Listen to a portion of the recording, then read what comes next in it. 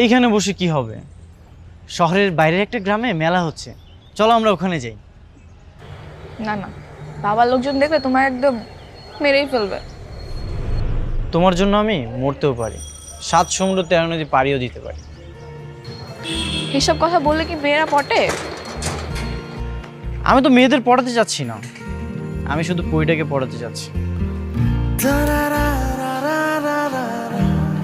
এবার পড়েছো?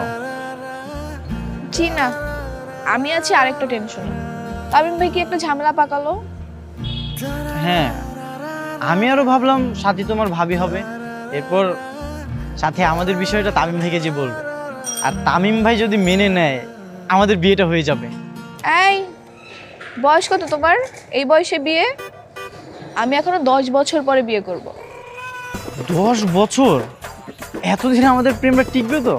মানে 10 বছর টিকবে না? তাহলে দরকার নেই এসব প্রেমের। না না না না না, টিকবে। আর আমার তো তোমার প্রপোজ অ্যাকসেপ্ট করতে করতেই 5 বছর লাগবে। তাহলে তো তোমার দশা তোমার ভাইয়ের মতোই হবে।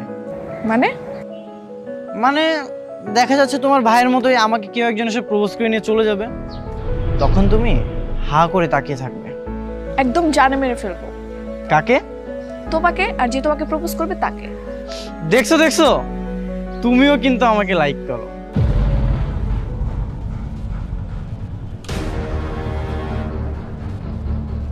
এই, এখানে কি?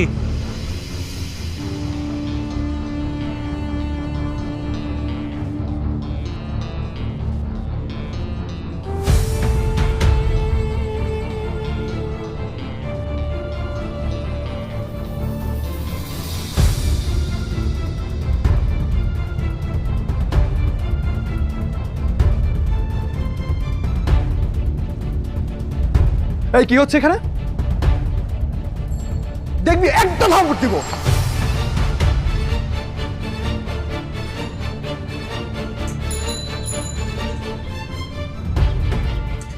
কেন মারবা? তোর এখানে প্রেম করছিস কেন? তোমাকে কে বললো এখানে প্রেম চলতেছে? ও আমার ভালো ফ্রেন্ড। আর রাস্তার মধ্যে কোনো সিক্রেট করবা না। ভাইয়া, ওকে যেতে বলো।